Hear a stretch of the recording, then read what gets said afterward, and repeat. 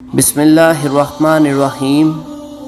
السلام علیکم ناظرین، آپ دیکھ رہے ہیں اسلامک ٹاکس۔ آج ہم آپ کو بتائیں گے خاندان اور خون کی پہچان کیسے کی جاتی ہے۔ سلطان محمود غزنوی نے ایک بار دربار لگوایا۔ دربار میں ہزاروں افراد شریک تھے، جن میں اولیاء کتب اور ابدال بھی تھے۔ سلطان محمود نے ان سب کو مخاطب کر کے کہا، کوئی شخص مجھے حضرت خضر علیہ السلام کی زیارت کرا سکتا ہے؟ سب خاموش رہے۔ دربار میں بیٹھا ایک غریب دیہاتی کھڑا ہوا اور کہا، میں زیارت کروا سکتا ہوں۔ سلطان نے شرط پوچھی تو عرض کرنے لگا، 6 ماہ دریا کے کنارے چلا کاٹنا ہوگا، لیکن میں غریب آدمی ہوں، میرے گھر کا خرچہ آپ کو اٹھانا ہوگا۔ سلطان نے شرط منظور کر لی۔ اس شخص کو چلا کے لیے بیچ دیا گیا اور گھر کا خرچہ بادشاہ کے ذمہ ہو گیا۔ 6 ماہ گزرنے کے بعد سلطان نے اس شخص کو دربار میں حاضر کیا اور پوچھا تو دیہاتی کہنے لگا، حضور کچھ وظائف الٹے ہو گئے ہیں، لہٰذا 6 ماہ مزید لگیں گے۔ مزید 6 ماہ گزرنے کے بعد سلطان محمود غزنوی نے پھر دربار لگایا اور دربار میں ہزاروں افراد شریک تھے۔ اس شخص کو دربار میں حاضر کیا گیا اور بادشاہ نے پوچھا، میرے کام کا کیا ہوا؟ یہ بات سن کر دیہاتی کہنے لگا، بادشاہ سلامت، کہاں میں گنہگار اور کہاں خضر علیہ السلام؟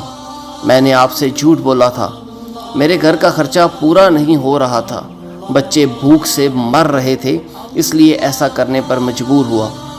سلطان محمود غزنوی نے اپنے ایک وزیر کو کھڑا کیا اور پوچھا، اس شخص کی سزا کیا ہے؟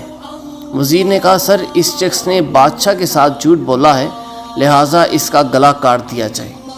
دربار میں ایک نورانی چہرے والے بزرگ تشریف فرما تھے۔ کہنے لگے، بادشاہ سلامت، اس وزیر نے بالکل ٹھیک کہا۔ بادشاہ نے دوسرے وزیر سے پوچھا، آپ بتاؤ۔ اس نے کہا، سر، اس شخص نے بادشاہ کے ساتھ فراڈ کیا ہے، بلکہ اسے ایک ایسی موت دی جائے جس میں اسے مرنے میں بھی کچھ وقت لگے۔ دربار میں بیٹھی اس نورانی چہرے والے بزرگ نے کہا، بادشاہ سلامت، یہ وزیر بالکل ٹھیک کہہ رہا ہے۔ سلطان محمود غزنوی نے اپنے پیارے غلام ایاز محمود سے پوچھا، آپ کیا کہتے ہیں؟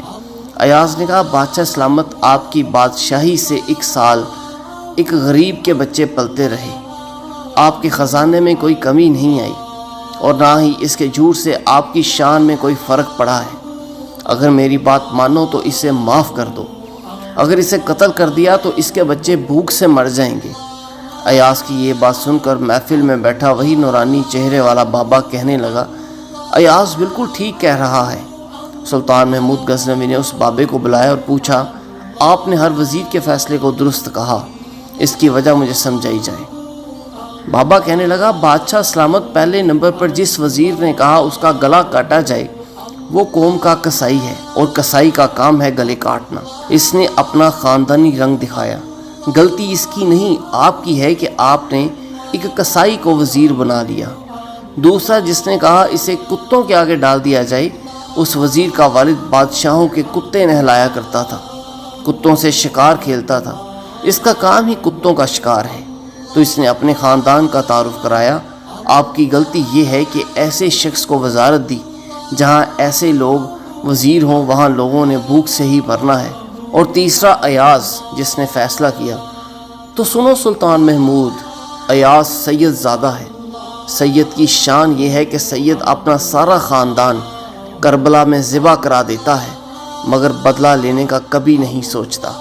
سلطان محمود اپنی کرسی سے کھڑا ہو گیا اور ایاز کو مخاطب کر کے کہتا ہے، ایاز، تم نے آج تک مجھے کیوں نہیں بتایا کہ تم سید ہو؟ ایاز نے کہا، آج تک کسی کو اس بات کا علم نہ تھا کہ ایاز سید ہے، لیکن آج بابا جی نے میرا راز کھول دیا، آج میں بھی راز کھول دیتا ہوں۔ سنو اے بادشاہ سلامت اور درباریوں، یہ بابا کوئی عام ہستی نہیں، یہی حضرت خضر علیہ السلام ہے۔